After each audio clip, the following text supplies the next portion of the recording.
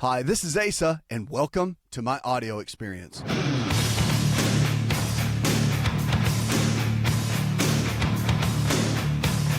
It's a new prescription for a new you, America. Let's kick it off and go with Sandra. Hi, Sandra. Welcome to the show. Hi, thank you for taking my call. Sure, darling. About a month ago, my mom had a lesion show up on her lower abdomen. It was slightly whitish in color, very, very itchy. After dealing with that for about a month, she went to the doctor. They did a biopsy, and the biopsy results came back a lichen simplex cronius or a lichen sclerosis type lesion. Sure.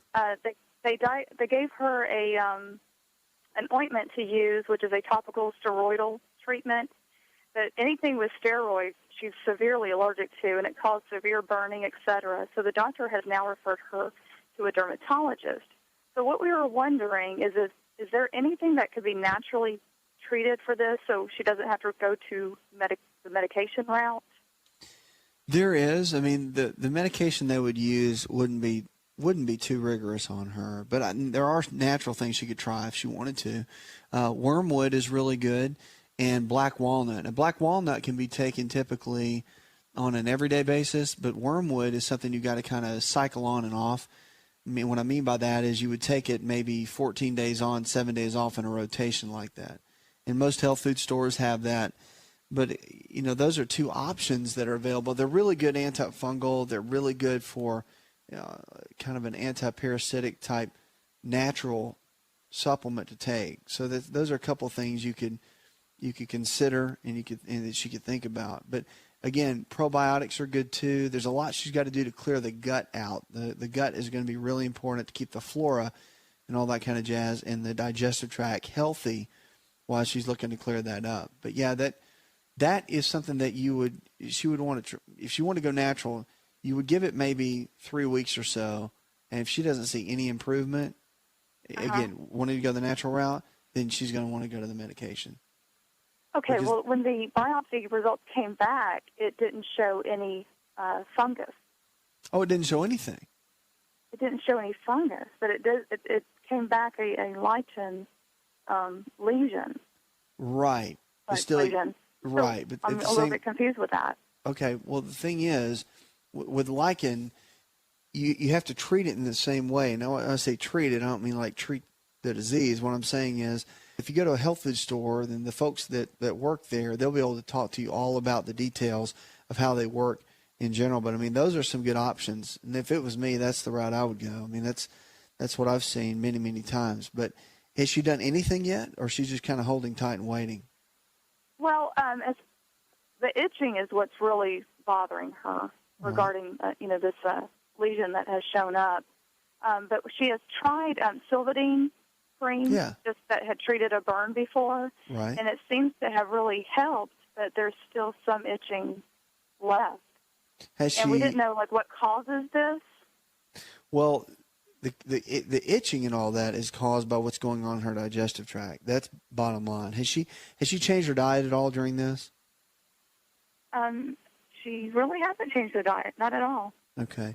Have her, one thing that can help when somebody's trying to clear this out of the body is to come off of all the wheat. So maybe if she decreased that out of her diet, that can be very helpful. Also, cow's milk dairy, which the casein protein in cow's milk, whether it's yogurt, cheese, or the live milk itself, can be a big player as far as increasing the skin and inflammation on the skin. So cutting out those food groups may be very helpful as well. And then you can look at the supplements and combine those together, and that might be helpful. But I would, as far as her physician goes and what they're telling her, if she wants to go that route and she doesn't get good results with the things we just talked about, then of course the medication is going to help quite a bit. The medication should help quite a bit just to be as far as getting her kind of where she needs to be. And the itching, I mean, they may even do things like, or suggest something like cortisone, which again, that's just going to cut down inflammation and cut down on the itching and be more of a Band-Aid to help her. But those natural things can be very helpful for the long run. Sometimes it works, though. Sometimes it doesn't. Everyone's different when you're looking at those, Sandra. So I hope that helps. Keep me posted. You can always send me an email, 888-283-7272. That's 888-283-7272. The FDA is warning now there's a possible infant seizure risk from a flu vaccine. Now, news alert from the U.S. Food and Drug Administration suggests that some infants may be at risk of febrile seizures following administration of the Pasteur's Fluzone vaccine, which has been recommended for children aged 6 to 23 months.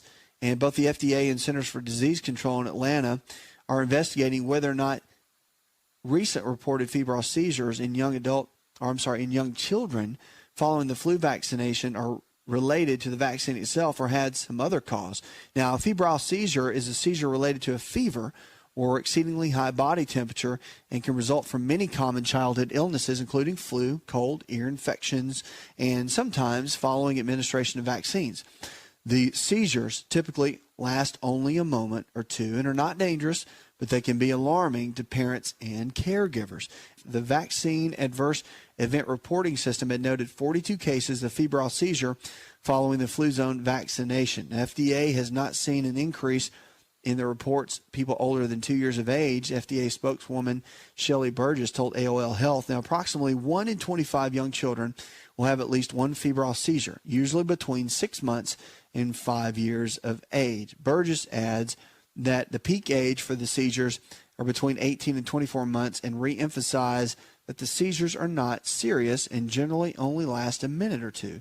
She said there's not yet clear link between the Fluzone vaccine and the seizures, but that FDA and the CDC are still investigating. So a lot going on with seizures and a lot going on with kids today and the vaccines. It's a big controversy of whether or not to vaccinate your kids. And I always say, because people ask me this all the time, and they want to know my opinion. My opinion is that, first of all, it's between the parent and the child and the physician. And you just need to do your research and make your own decision. Now, are vaccines good or are they bad? Well, there's a case for both. And in some cases, the vaccines are very, very good. And obviously, that's why we have them, because they can be very protective to the body. But in the past, we've known there have been some chemicals in there like mercury and things that people have been concerned about. So you just have to do your own research. They're not meant to harm you, but you have to make a decision whether you want that for your child or not. So do the research, do the studying. Don't just take my thoughts or a physician's thought, like your pediatrician, just because they say you should do it. Do your own research so you can make your own education.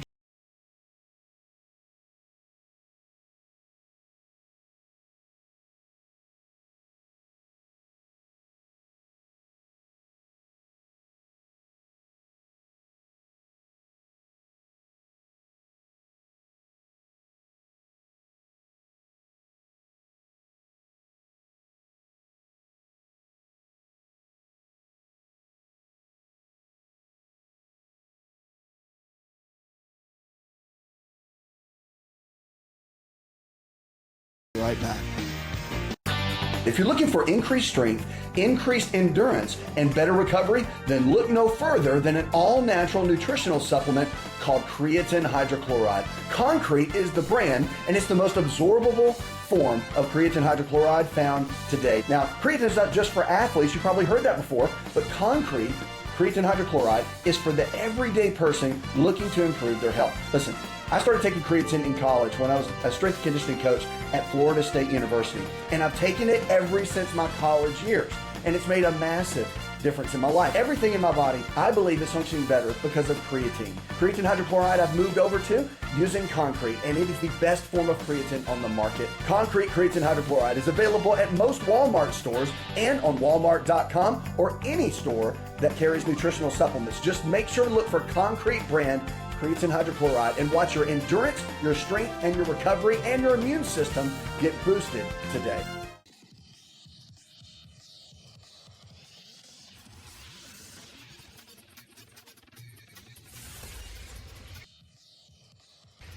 To find out more, connect with On Call Radio online at InShapeNetwork.com.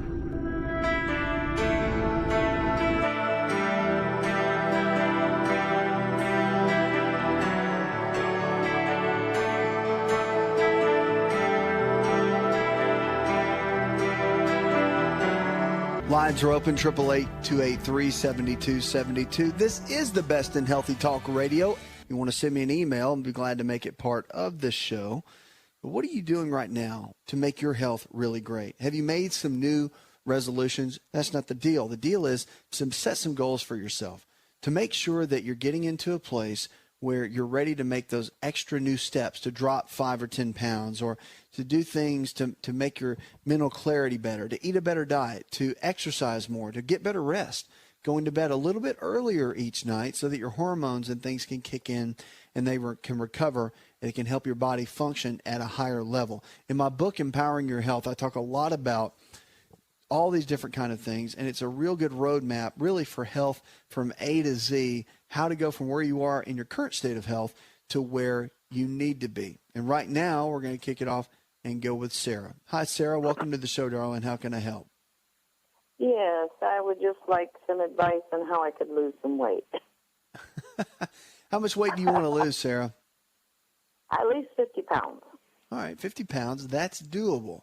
So I take it that you come to a place where you're sick and tired of being sick and tired, and you're ready to make a change. Is that right? Right. Okay. My Let's talk. job requires, I don't do the walking like I did when I worked in nursing. Okay. So I put some pounds on. All right, that's okay. But know this. Know that to lose 50 pounds, there has to be a major lifestyle overhaul with you. And that's right. really important. So as long as you know that up front, then you should be good to go. And that's where we're going to start. Okay, so first things first, and we're going to go through the daily prescriptions that I always talk about. So prescription number one is always to make sure that you decide that you want to get well and you want to follow the anti-inflammatory diet. That's the one in my book, Empowering Your Health, because that's going to cut down on inflammation. It's going to lay the foundation for what you do to get your body to drop the weight, to lower inflammation, and to put the right kind of nutrients in the body. Those lean quality proteins like chicken, fish, beef, or eggs, low glycemic carbohydrates in the form of fruits and vegetables, and the good healthy fats, omega-3s, 6s, and 9s like almonds, walnuts, cashews, avocados, all that kind of stuff. It's very good. So that's step one. Now,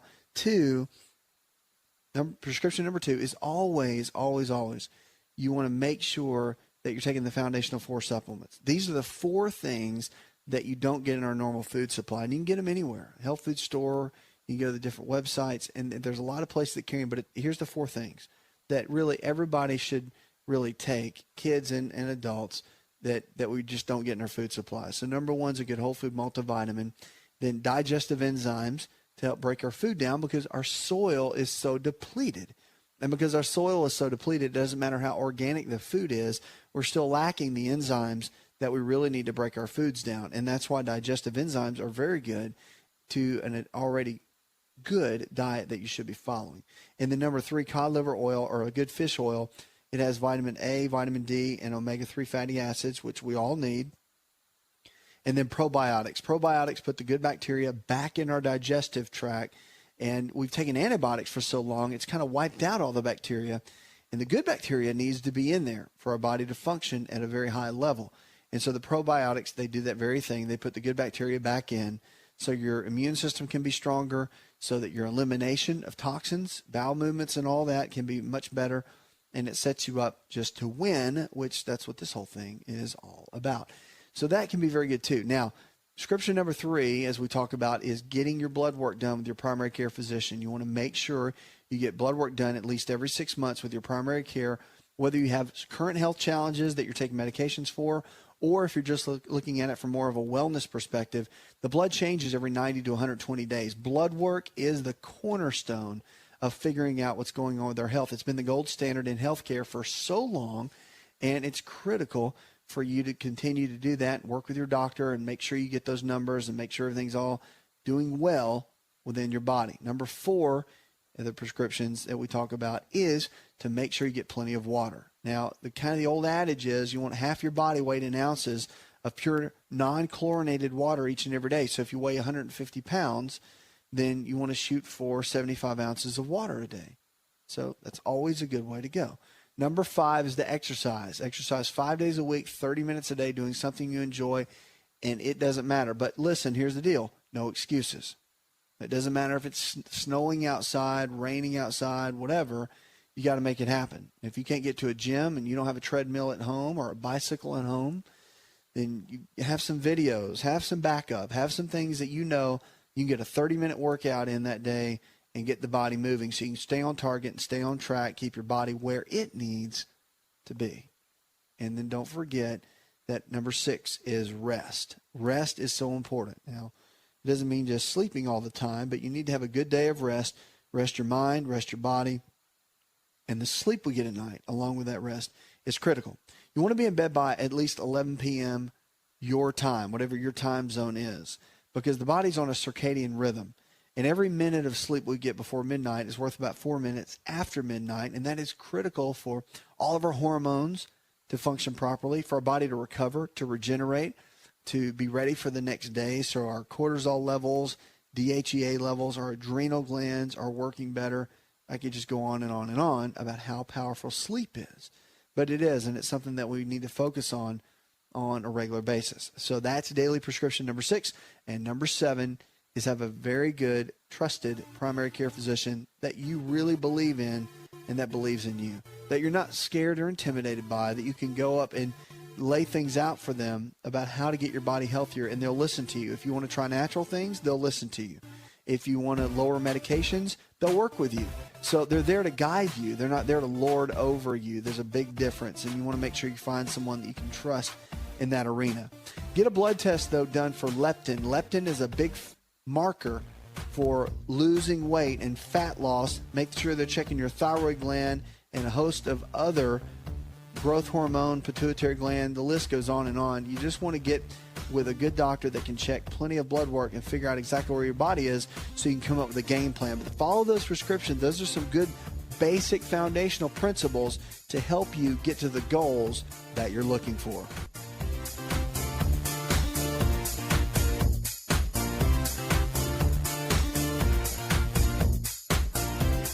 Want to turn back the clock 15 years and have more energy? This is Dr. Raisa telling you to just breathe with LiveO2. LiveO2 delivers the right amount of oxygen we need for optimal health. Go to liveO2.com. That's liveO2.com.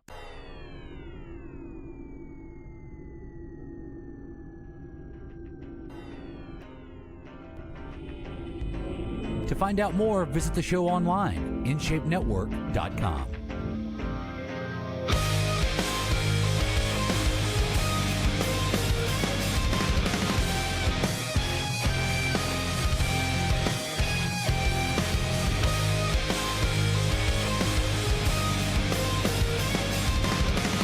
Triple 828-372-72. Great information for your health and for your life there. You can sign up for our Facebook and Twitter. You can also join there. Links to get you over in the social media world. All kinds of specials, too. What are you struggling with? You want to talk about your health? We want to talk about it with you. And the amazing thing is our health really is our greatest wealth. And when you talk to people, there's everything going on within their lives. And it's amazing with the stress and with family and with work responsibilities. But we tend to let our health kind of fall to the bottom of the pile. And we end up not taking care of it for a period of time until maybe you get into your late 40s or something, and something begins to break down. And then, of course, you're having symptoms. And then, of course, you go to your doctor. And then the big red flag goes up and you're like, oh, my goodness, now I've got diabetes. Now I've got high blood pressure. Now I have high cholesterol. And you're like, well, how did this happen? What do I do? And there's a lot of things you can do. And on this show, that's what we want to do. We want to empower you to make good decisions, empower you with information, and empower you and equip you so that you can live the life and the freedom that you deserve, because you do deserve to live in great health. And if you can make good decisions so that your body can regenerate every single day, new cells can form, old cells can go away, the bad cells can die off, and the new cells form, then you can get a brand new body in so many ways and start functioning at a high level. And just know this, there's always hope to get your health back, and there's always hope to maintain and attain the extraordinary health that we always talk about here on the show. Right now, we're going to go to Rex. Hi, Rex. Welcome to the show. Good evening.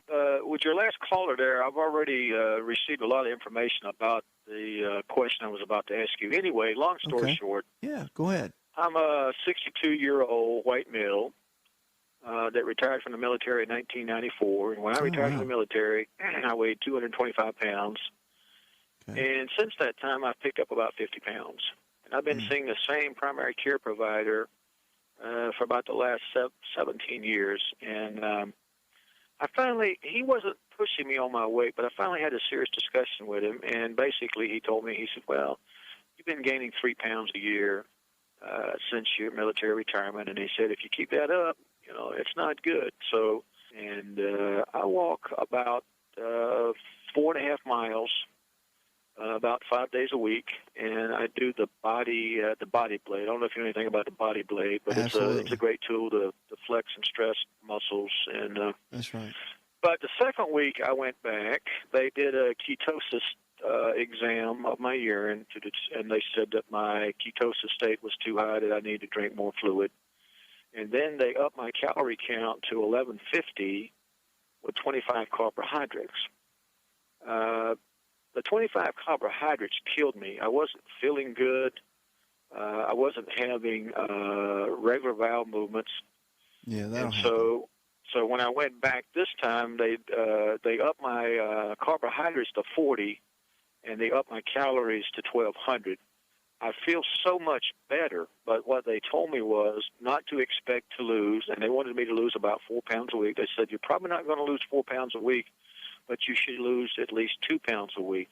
And I don't think I'm going to have a problem doing that, but my question is, how much more can my body tolerate? That's my concern. Tolerate as far as the amount of calories you can eat, or tolerate as far as weight loss? Yeah, keep this program up. I mean, 1,200 calories a day at 40 carbs, that's a pretty aggressive program. And I don't know, medically speaking, how long should I keep that up? I mean, it's not going to be a, forever and ever type thing. The body won't sustain it, I don't think.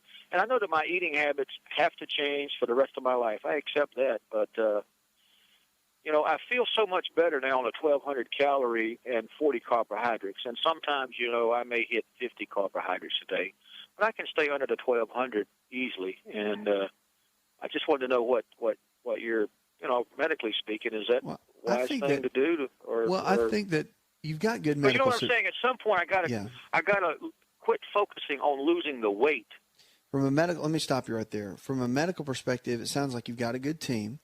So they've got you covered on that end. If you're asking my thoughts, I think that as far as 40 carbohydrates, I think counting the carbohydrates, you don't want to get too much hung up on that. It's because what's going to happen is you don't want your life to be run by that. But portion sizes and that sort of thing, I think for the longer term is going to be good. You've already dropped 21 pounds. That's great.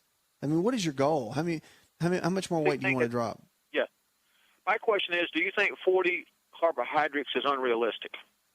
I think for the short term it would be okay, but I think for the long term it's too low, because your brain functions on glucose, and the reason you don't feel good and your body has a process called gluconeogenesis, where it will, when you go into ketosis, it will use other things like proteins, and it will turn the proteins into glucose for your brain to be able to function. So your body has its own self-preservation mechanism in there to make that happen.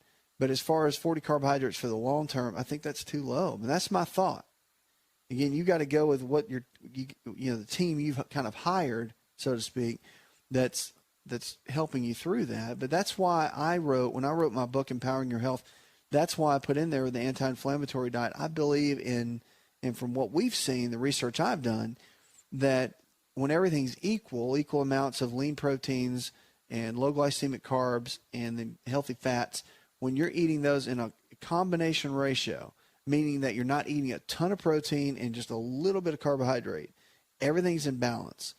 When you do that, the weight loss, usually on average, if somebody really needs to lose weight, usually the weight loss is usually around usually about 28 pounds to 30 pounds in a 90-day, about a 60-day period.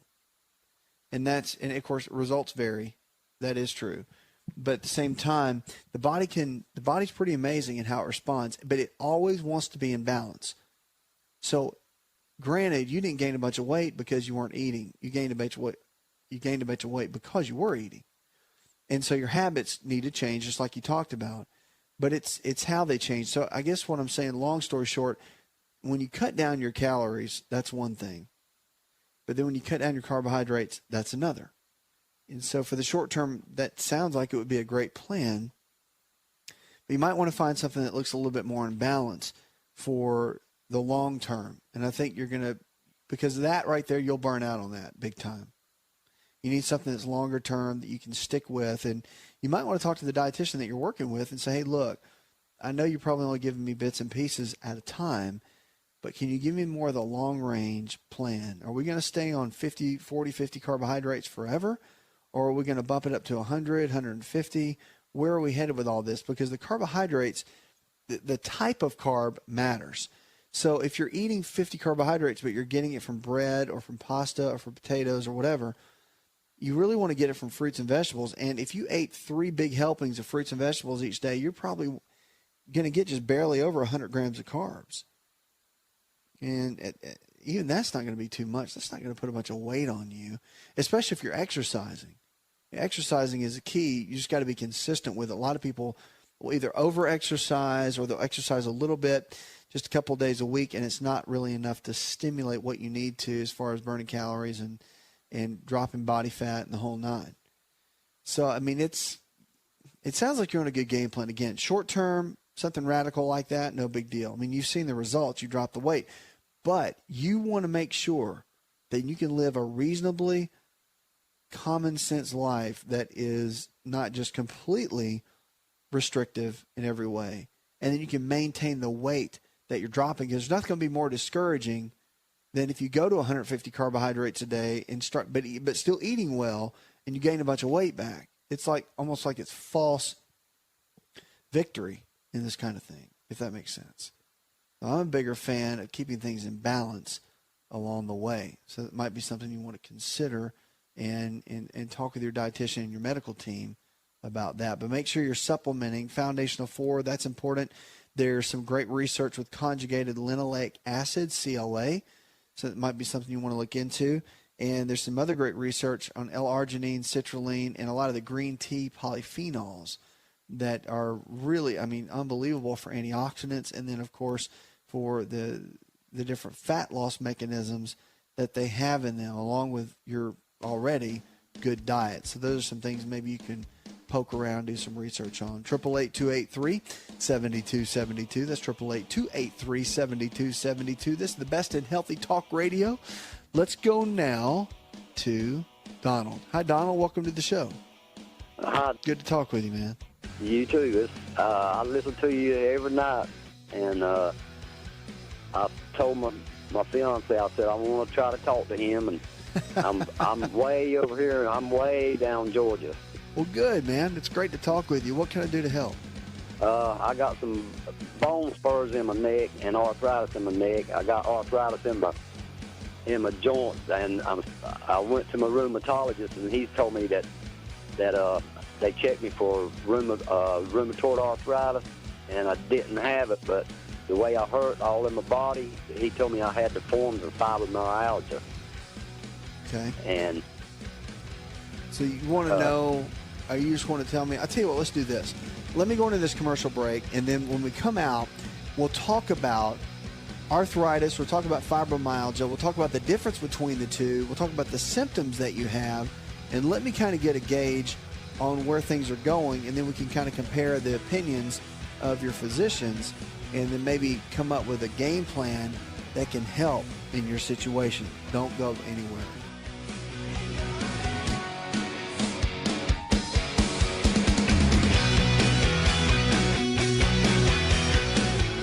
Are you ready to chow? It's time for Keto Chow. When it comes to eating healthy, the keto diet has become one of the nutrition leaders in optimizing health, losing unwanted weight, and reaching your health and wellness goals. No extravagant cooking, no long kitchen cleanup, and most importantly, especially for me, It's convenient. Just put quality Keto Chow powder in a bottle, add some heavy whipping cream or your favorite fat, a little water, and boom, shake it up and you're ready to chow. Keto Chow tastes amazing. So make Keto Chow easy for you and your family today with Keto Chow. Let's go chow. Visit Keto Chow online at ketochow.xyz. That's ketochow.xyz.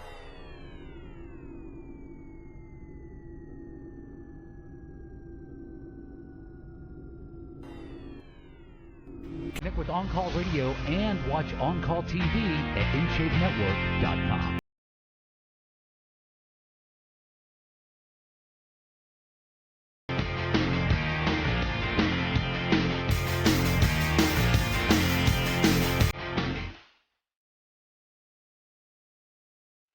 Lines are open, 888-283-7272. That's 888-283-7272. This is the show where your health really is your greatest wealth. You can also check us out. Going to the break, talking with Donald. Donald's been dealing with several things, arthritis, and some of the doctors have said it might be fibromyalgia. So, Donald, let's talk about that for a minute. Now, I know you've had some pain in the neck area, the cervical area. Why don't you give me kind of an overview and also tell me with your symptoms when you went into your doctor or doctors, both, any of the multiple opinions, kind of what they've told you and the direction that they've taken you and what kind of medications or things they've suggested for you. Okay. What they done was x-rays on my neck and found that I had bone spurs in my neck and arthritis in my neck.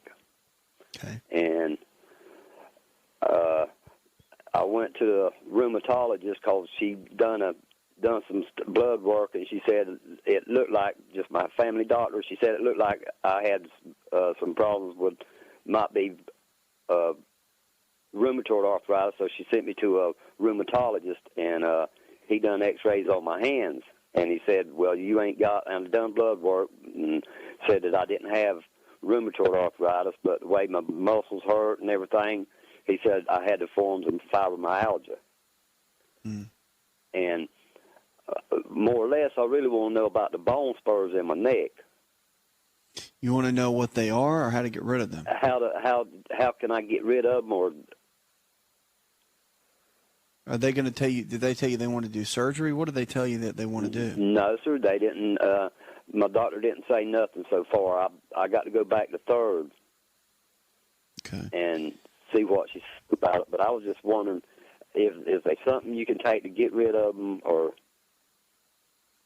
Well, bone spurs occur for several reasons. There can be genetic factors. There can be lifestyle factors, meaning for whatever reason, your bones in the neck area, whether your head, which weighs about 8 pounds, leans forward a lot, it can create what's called a reverse cervical curve, which instead of having the nice curve that a neck is supposed to have in it to equally distribute the weight, it can have what's called a reverse curve or a military neck.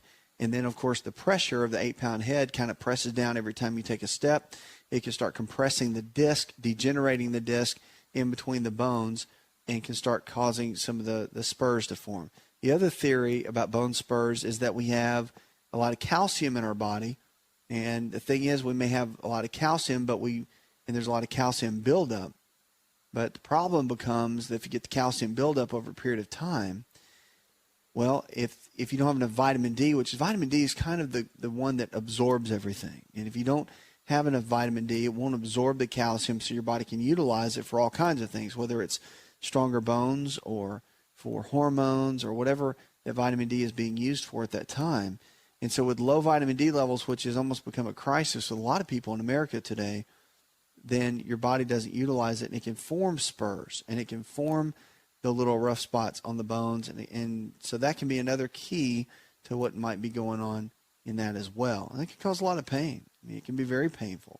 But as far as the dietary things, as far as general arthritis, fibromyalgia, which is more inflammation of the tissues, the connective tissue, ligaments, tendons, and even just the skin itself can be painful with fibromyalgia. That really can be helped quite a bit by getting on an anti-inflammatory diet, a diet that's really low in the foods that would create inflammation and really high on the foods that would decrease inflammation in the body.